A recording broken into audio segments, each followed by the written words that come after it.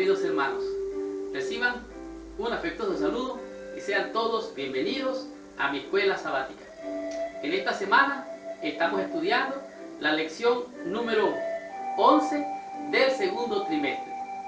El título de esta lección es Visiones de Esperanza. Estaremos estudiando al profeta visionario llamado Zacarías. Esta lección es una de esas que nos ayuda a revisar cuáles son los rituales y por qué los hacemos dentro de la iglesia. Y esta lección nos manda a revisar cómo debe ser el servicio de Dios y para Dios. Y tendremos algunos temas verdaderamente muy interesantes.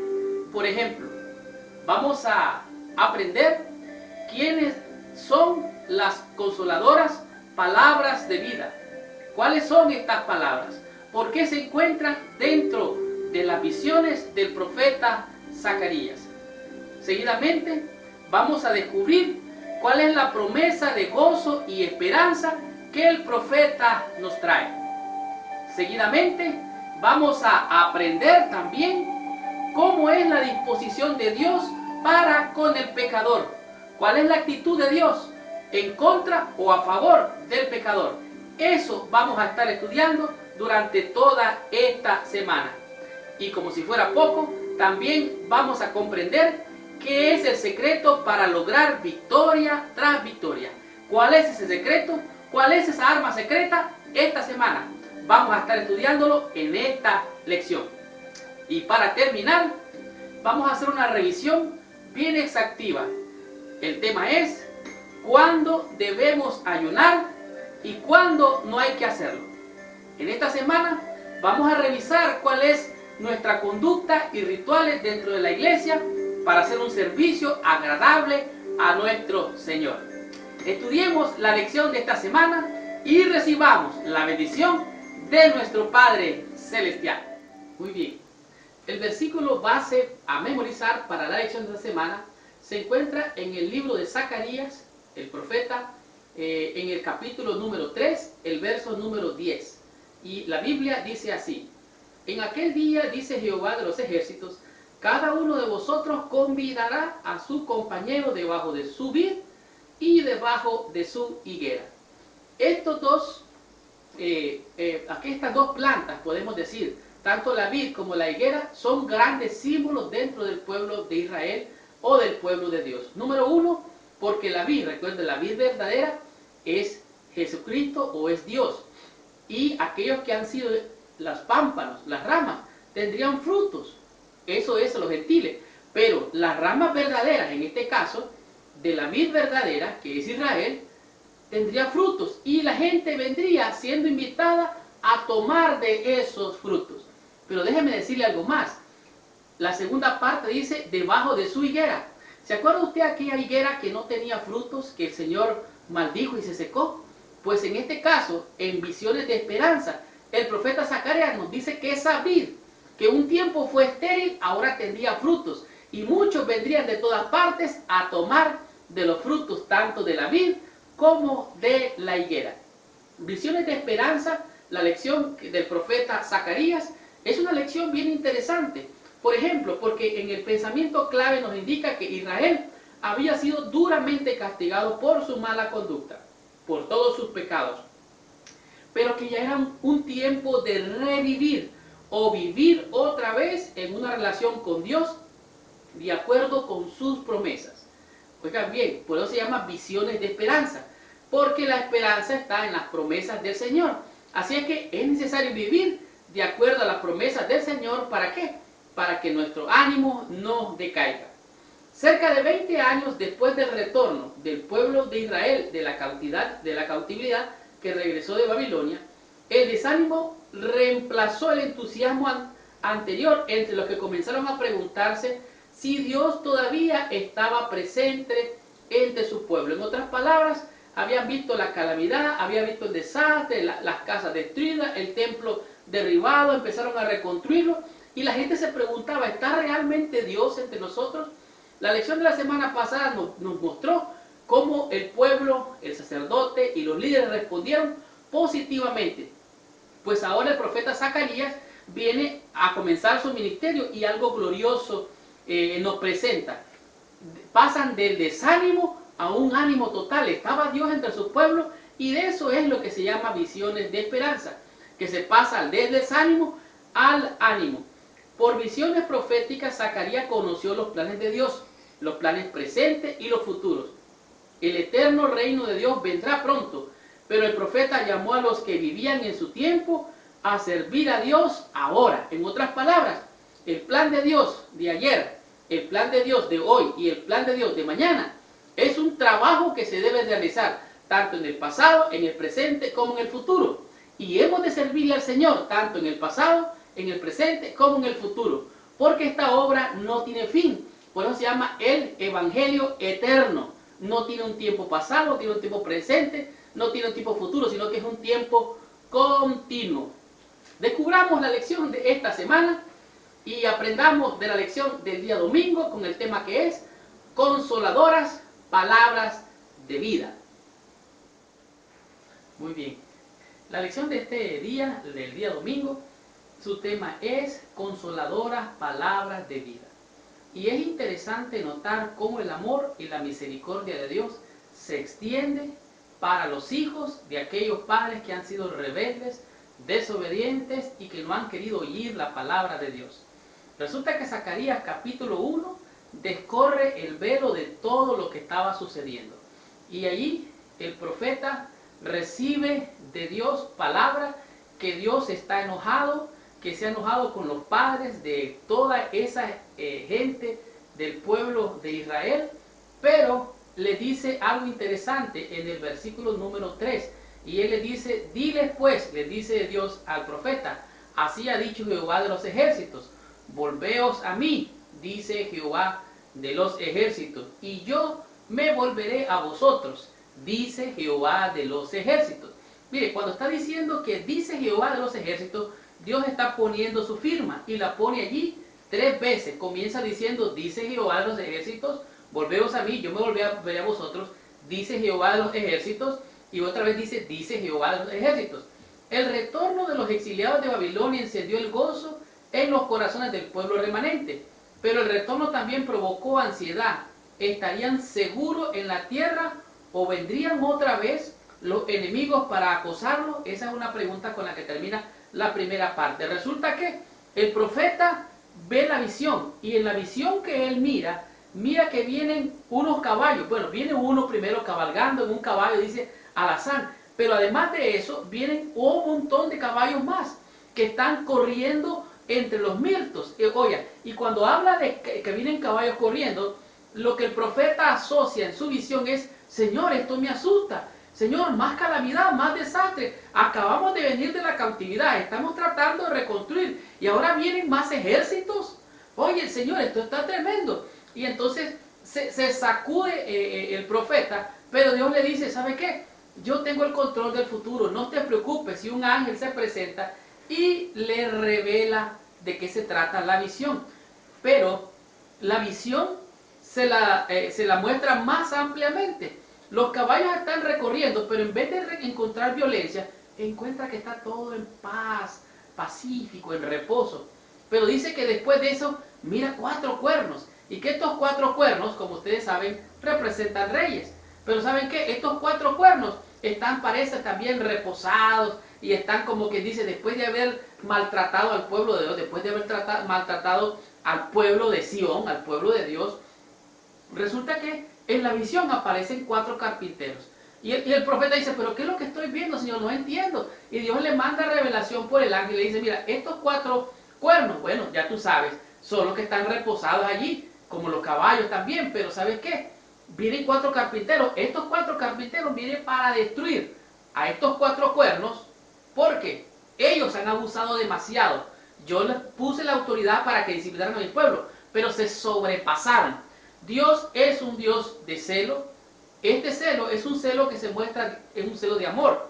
Pero ¿sabe qué? Dios es justicia, Dios es amor, y Él va a traer justicia y compasión para su pueblo. Por eso Él dice, volveos a mí, y yo me volveré a vosotros. O en otras palabras, reconciliémonos, mutuamente, vuélvate a mí y yo me vuelvo a ti. Es una manera de reconciliación.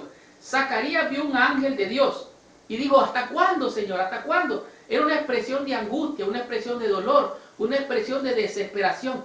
La respuesta a la pregunta vino directamente por medio del ángel, el intérprete, que luego la pasó al profeta. Contenía palabras que prometían la bondad y el consuelo de Dios.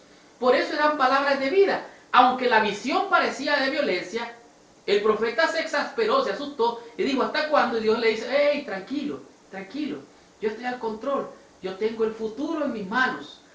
Déjame decirte que si ellos se vuelven a mí, yo me volveré a ellos y vamos a reconciliarnos, vamos a estar en amor. Dios comisionó al profeta para que proclamara. Su propósito era que volvieran a Jerusalén con compasión. Dios consolaría a Sión, mientras su enojo sería dirigido a sus enemigos. Jerusalén sería restaurada y otra vez sería la morada de Dios. Las palabras que traía el profeta eran palabras de vida, palabras de consolación, palabras de esperanza. Dios es amor, Dios tiene celo también, pero Él es justicia y compasión para todos aquellos que se vuelven a Él de corazón. Continuemos con la lección de esta semana, estudiemos y descubramos qué nos dice la lección del día lunes con el tema que es El Señor viene. Este día tenemos una lección que nos brinda grande esperanza. ¿Por qué? Porque esta lección nos presenta el futuro glorioso de Sión. Como dice la lección, la hija de Sión. El dramático retorno de Dios para habitar en la casa reconstruida causa alabanza a quienes han regresado del exilio. Solo ustedes pónganse a pensar, el regreso había sido triste, todo había estado desolado. Desde las casas de los habitantes de la nación hasta el templo de Dios. Pero resulta algo interesante, que esta tristeza, esta momentánea aflicción, trae un más y mejor peso de gloria. ¿Por qué?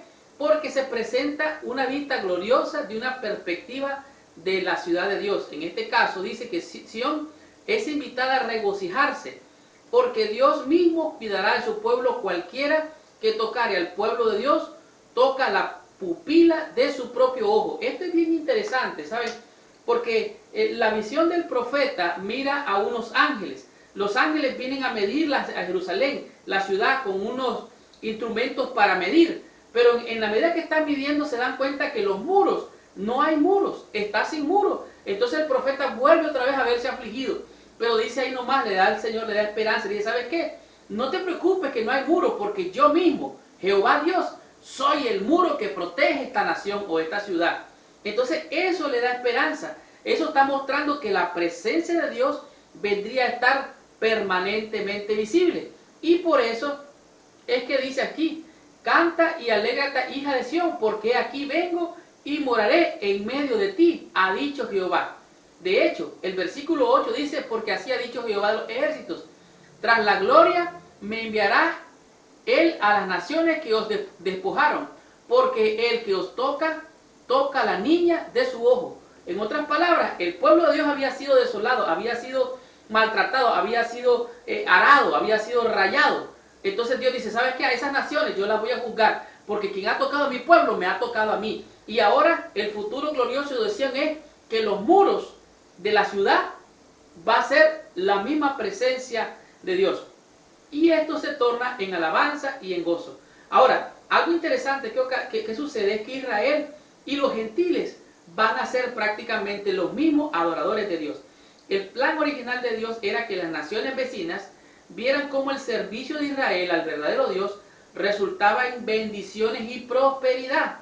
Así ellas serían conducidas a unirse al Señor. Al ver que la nación, el pueblo de Dios, tenía la bendición, las naciones paganas vendrían a buscar esa bendición. Y los israelitas, el pueblo de Dios, tendría que decirle que la bendición venía de Jehová. Pero como no habían cumplido, entonces Dios los mandó a disciplinar, los mandó a reprender. Y entonces ahora, esto es lo que está presentando la visión del profeta. El Señor viene, el Señor mismo va a estar con nosotros. Este evento cumpliría la promesa de Dios a Abraham y Sarai, de que por medio de su posteridad todas las naciones del mundo serían bendecidas. Como Dios le había dicho a su siervo, te bendeciré y tú serás bendición. De tal manera que todos los gentiles de todas las naciones del mundo vendrían a adorar a Dios allí, donde se conoce como la ciudad de Dios, la Jerusalén. En otras palabras, la hija de Sión, como dice, primero era Sión, pero esta era hija de Sión. Su apariencia era menor, pero su futuro era glorioso. Así que, como el apóstol Pablo dice, él fue enviado a los gentiles, él le predicó a los gentiles el evangelio de salvación, era para toda nación, tribu, lengua y pueblo. Y el apóstol Pablo cumplió esa misión llevando el evangelio para llevar un futuro glorioso a todas las naciones. Y así como sería predicado el evangelio, por eso Apocalipsis 14 se cumple. Y vi volar por en medio del cielo a otro ángel que tenía el evangelio eterno. ¿Para qué? Para predicarlo a todos los moradores de la tierra. Dios promete no destruir las naciones, sino incluirlas entre el pueblo del pacto de Dios. El futuro prometido es el resultado de la iniciativa propia de Dios y era el anhelo de muchos profetas bíblicos. El futuro es de salvación, el futuro es de redención. La única manera que hay que hacer para que esto se cumpla es predicar de que el Señor viene, es dar a conocer las buenas nuevas de salvación, es a saber decirle a la gente que Dios vive y reina por los siglos de los siglos y que muy pronto el Señor viene. Continuemos con la lección de esta semana, disfrutemos y aprendamos de la lección del día martes con el tema que es la disposición de Dios a perdonar. La lección del día martes es una lección poderosa porque en ella se encuentra, podemos decir, encerrado todo lo que es el mensaje del Evangelio. Tal vez con la expresión de Isaías 53, ninguna porción del Antiguo Testamento revela mejor la maravillosa verdad de la salvación por la fe sola como lo hace Zacarías capítulo 3.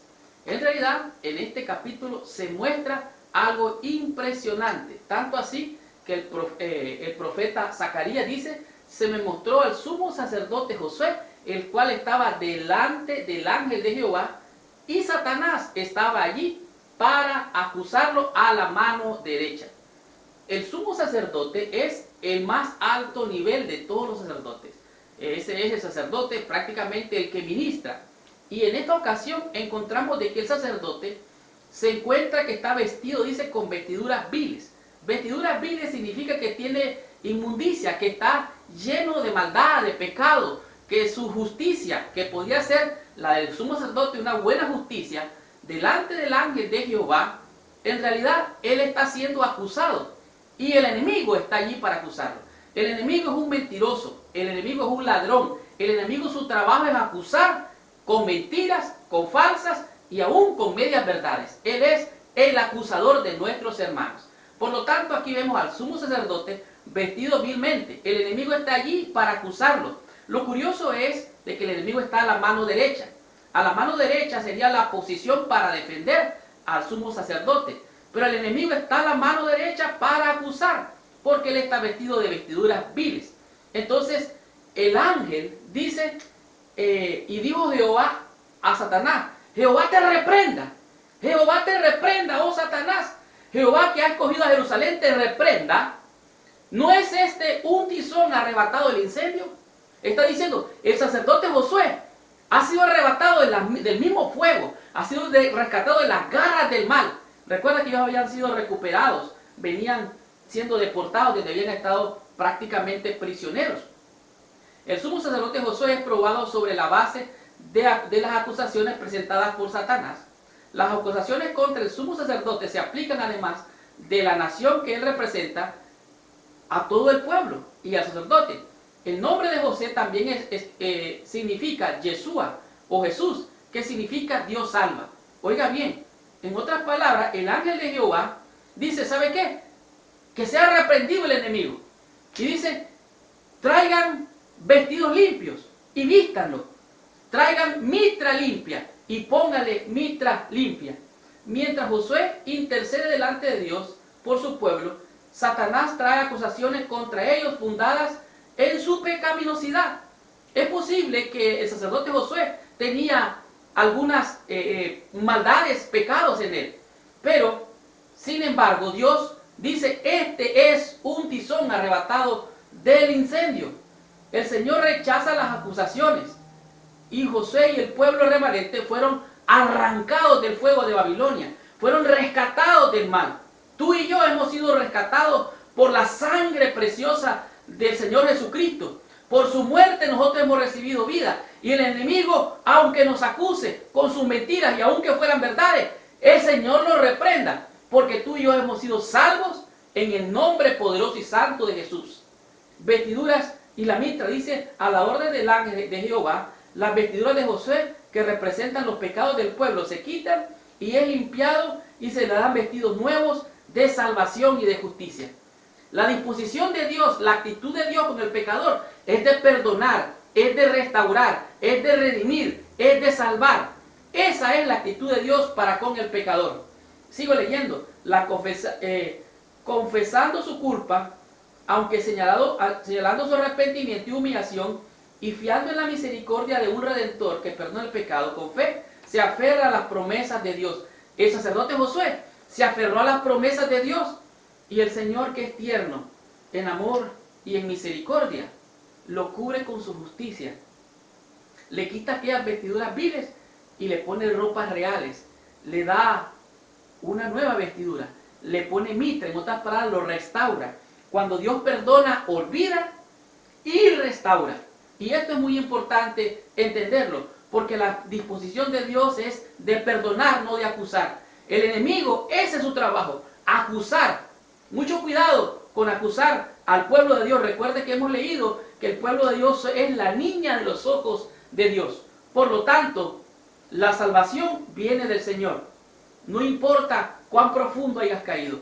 No hay un lugar tan profundo donde el Señor no te pueda alcanzar. No hay un lugar tan lejos donde el Señor no pueda llegar. ¿Por qué? Porque Él es el Santo, el Dios de Israel, Jehová, justicia nuestra. No es mi justicia la que me salva, es la justicia de Cristo Jesús. No es mi vestidura la que me hace merecedor de la gracia divina, es la gracia del Señor Jesús. Es por su muerte y por nuestra fe en Él es que hemos sido curados. Dios perdona, olvida y restaura. Esa es la actitud de Dios para con el pecador. Veamos y disfrutemos de la lección del día miércoles con el tema que es no con fuerza humana. Continuemos con esta lección y recibamos nuestra bendición. Muy bien, en este día tenemos una lección realmente poderosa porque en ella se encuentra la esencia del cumplimiento de la palabra de Dios. Y Zacarías capítulo 4 muestra una serie de símbolos que hasta la actualidad sigue siendo de estudio para muchas personas en diferentes denominaciones e iglesias. Incluso en nuestra iglesia tienen algunas posiciones que difieren de persona a persona, de iglesia en iglesia y de miembro a miembro, aún entre pastores. Resulta que en esta visión Zacarías ve un candelero alimentado por 2 olivos, que se corresponde con el candelabro ubicado en el lugar santo del tabernáculo del desierto. En otras palabras, él estaba viendo 2 olivos, o sea, uno aquí y otro aquí, 2 olivos. Pero de esos 2 olivos salen como unos tubos de oro que a través de ellos vierte aceite que viene de los olivos y llega hasta el candelero. Es algo muy interesante porque se presentan varios símbolos aquí. Pero antes de continuar quiero mencionarles algo interesante. Los métodos, las estrategias y los planes humanos son solo eso. Métodos, estrategias y planes humanos. Realmente Abraham, Dios le dio un plan para él. Ese era el plan de Dios para Abraham. Pero él cambió el plan. Dios le dijo, de ti saldrá el que será prácticamente, tú serás el padre de multitud, de muchedumbres. Pero resultaba que no nacía el hijo de la promesa. Entonces él hizo su propio plan, su propio método y resulta que tuvo un hijo con la sierva. Igualmente Moisés fue llamado para libertar al pueblo de Dios. Pero él creyó que con sus fuerzas, en su plan, él creía que Dios iba a liberar al pueblo de Egipto, pero con fuerza humana. Los métodos, las estrategias y los planes de Moisés no funcionaron. ¿Qué diremos de Jacob? Jacob había recibido técnicamente la bendición de Dios desde antes de nacer, pero usó estrategias humanas, utilizó métodos humanos y de esta manera se causó más dolor que bendición, aunque Dios le había prometido la bendición. ¿Qué es lo que significan todos estos símbolos que vemos en Zacarías capítulo 4? El recipiente con un abundante suministro de aceite simboliza la plenitud del poder de Dios por medio de su Espíritu. Las 7 lámparas brillan con mucha luz, simbolizan la presencia de Dios. Oiga bien, que disipa la oscuridad, así como el aceite de oliva es conducido en el recipiente de aceite encima del candelero, sin ayuda humana, el poder que viene de Dios es constante y suficiente y no necesita agentes humanos.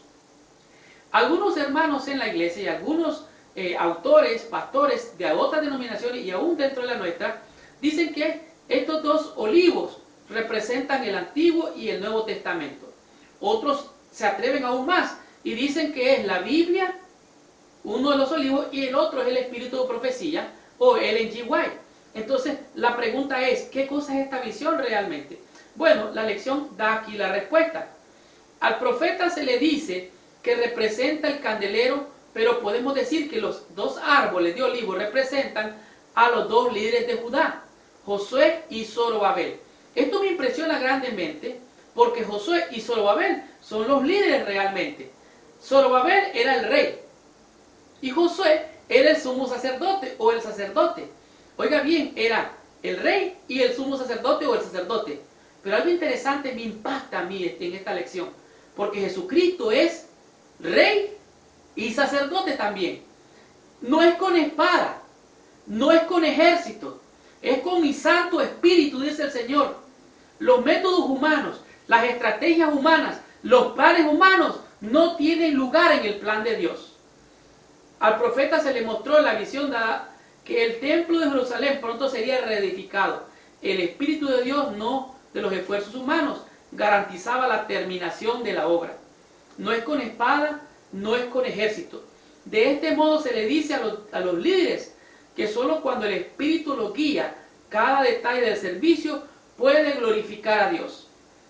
Hay muchas veces, hay obras de Dios que se hacen, y amén, y gloria a Dios por esa. Pero el Espíritu que mueve esa obra, el sentir con el cual se hace esa obra, muchas veces Dios conoce mejor cuál es el propósito con el cual se está haciendo. No es con espada, no es con ejército, más con mi Santo Espíritu, dice Jehová el Señor. Dios puede llamarnos a tareas difíciles, pero por la obra de su Espíritu, Él puede realizar sus propósitos. Con usted, conmigo, sin mí y sin usted, Dios va a hacer su obra, porque esta obra es de Dios y su Espíritu la hace. Él impresiona los corazones de los hombres para que sean movidos a obrar.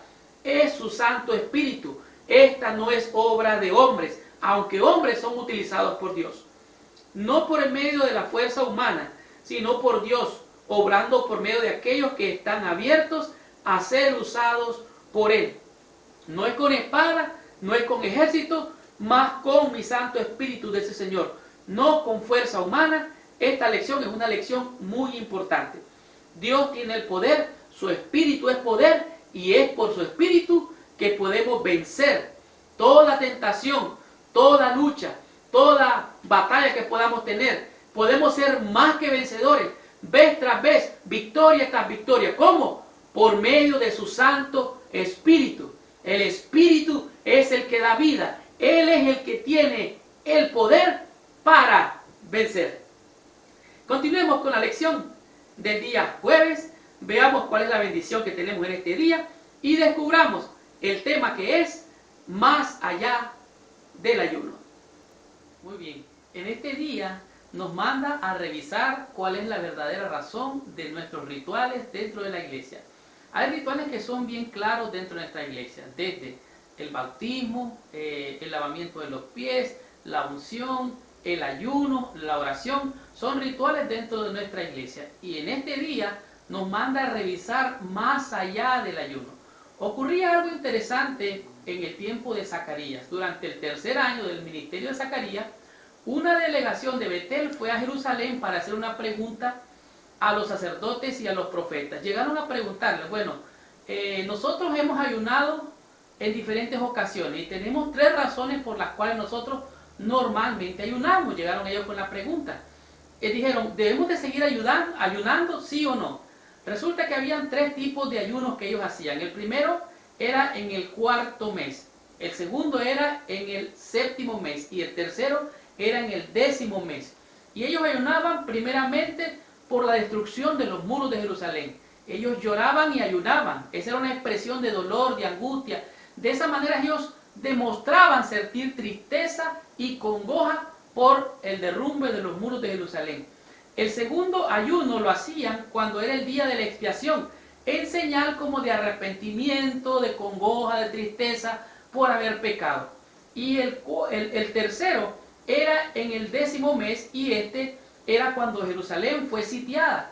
Como el exilio ya había concluido y la reconstrucción del templo casi había terminado, la gente se preguntaba si todavía era necesario ayunar en el mes 5º, o sea, además del 4º, seguir ayunando en el mes 5º. Es bien interesante porque Jesús dijo algo, una respuesta con relación al ayuno, y dijo que hay gente que ayunaba, ¿verdad? Y hay gente que no necesitaba ayunar. Los que estaban de bodas, dice, no necesitan estar en ayuno. Los que están de bodas no necesitan estar en ayuno. O sea, los que están de fiestas, de gozo, de alegría, no necesitan ayunar. Los que están de fiesta no necesitan ayunar. Entonces ellos se hacían la pregunta. Encontraban 3 razones por las cuales ayunar. Y me impresiona grandemente la respuesta del profeta, porque es exactamente la respuesta de Isaías 58, el versículo 6 al 8. Y lo voy a leer rápidamente. ¿No es más bien el ayuno que yo escogí, desatar las ligaduras de la impiedad, soltar las cargas de la opresión y dejar libre a los quebrantados, que rompáis todo yugo? ¿No es que partas tu pan con el hambriento y los pobres errantes albergues en casa, que cuando veas al desnudo lo cubras y no te escondas de tu hermano? Entonces, dice el Señor, entonces nacerá tu luz como el alba y tu salvación se dejará ver pronto, e irá tu justicia delante de ti y la gloria de Jehová será tu retaguardia. El motivo por el cual esta gente ayunaba era para aparentar tristeza. Las razones por las cuales ellos ayunaban era para demostrar que estaban afligidos por todo esto. Entonces el profeta le dice, ¿saben qué? No es ese el propósito del ayuno.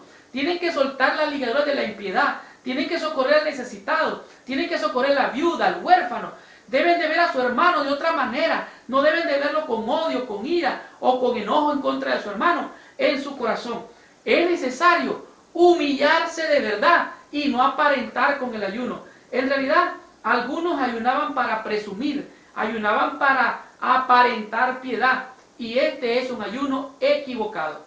La respuesta de Dios por medio de Zacarías es doble. Primero, era necesario que el pueblo de Dios recordara el pasado, a fin de que no se repitiera. Dios había advertido a los antepasados que Él esperaba que viniesen confianza y obediencia. La apariencia de piedad no era buena. Ellos tendrían que ser piadosos realmente. Ayunar, entre otras cosas, debe presentar la clase de muerte al yo necesaria para poder poner al yo a un lado y salir a ministrar las necesidades de los otros. El espíritu del ayuno y la oración verdadero es el espíritu de entrega de la mente, el corazón y la voluntad a Dios. Realmente la verdadera piedad, la verdadera cristiandad no es realmente el ayuno. Eso es parte de los rituales de nuestra fe, pero no es el fin, mucho menos el medio. Ayunar y oración no significa verdadera piedad. La piedad práctica es la que demanda el Señor. Ese es el verdadero ayuno que el Señor ha escogido para ti y para mí.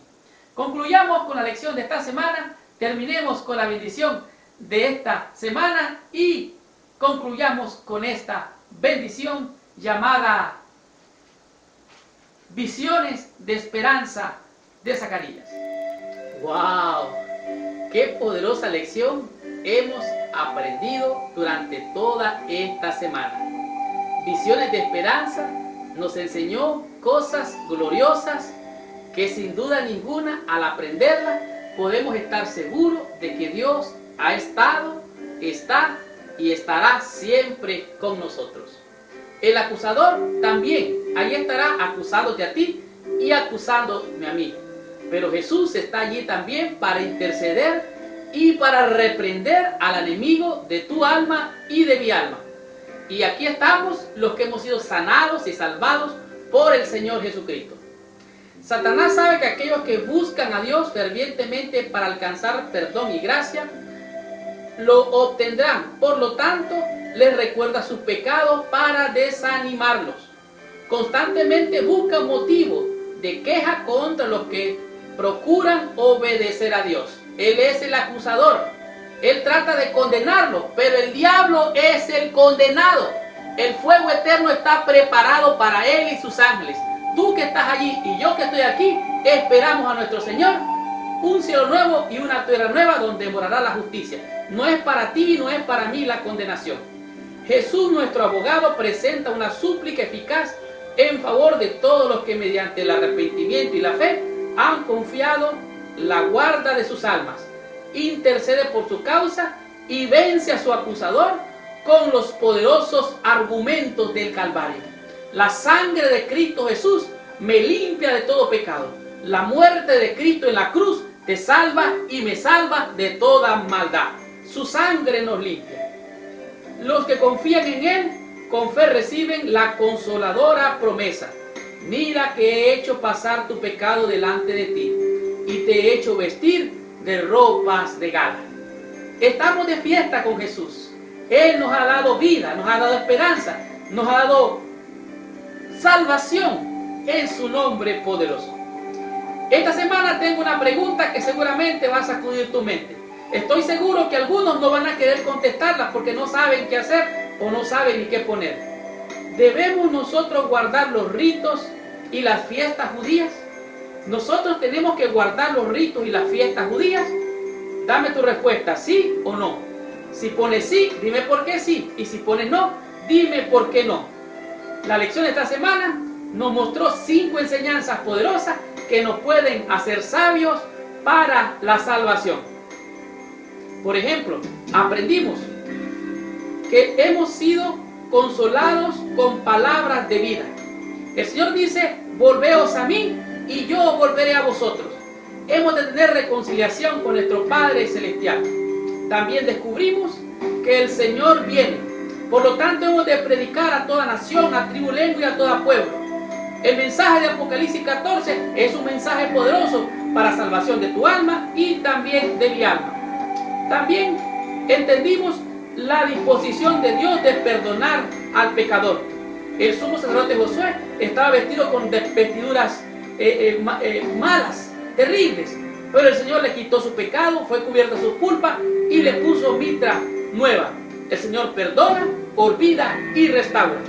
¿Y qué aprendimos en el tema número 4? No con fuerza humana. El Señor ha dicho, no es con espada, no es con ejército, mas con mi Santo Espíritu. Toda obra del Señor debe de hacerse de acuerdo a los planes de Dios, no con métodos humanos, no con planes humanos, no con sistemas humanos. Es con el Espíritu de Dios, no es con espada, no es con ejército. Y también descubrimos en el tema número 5, más allá del ayuno. El ayuno que nosotros muchas veces hemos concebido no es el ayuno que el Señor considera. El ayuno que Dios quiere es que desatemos todo yugo de impiedad, que desatemos toda carga de opresión, que dejemos libre a todo aquel que tengas tú oprimido en tu corazón o que yo tenga en mi corazón. Hemos de ayudar a la viuda, al huérfano, a todo aquel necesitado. Hemos de llevar palabras de vida, palabras de consuelo, palabras de esperanza a aquellos que sufren. El ayuno es no abstenerse de comida, sino de abstenerse de toda maldad, de todo pecado. Y esta fue la lección de esta semana llamada Visiones de Esperanza. La próxima semana estaremos estudiando la lección número 12 con el tema que es el mejor don del cielo. Y les dejo nuevamente la pregunta. ¿Debemos nosotros de guardar los ritos y las fiestas judías? ¿Sí o no? Si pones sí, dime por qué sí. Y si pones no, dime por qué no. Esta fue la lección de esta semana. Gracias por visitar el canal de mi escuela sabática. Les habló su hermano y su amigo Marlon García. Y los espero la próxima semana con esta tremenda bendición. Que el Señor les bendiga y hasta la próxima semana.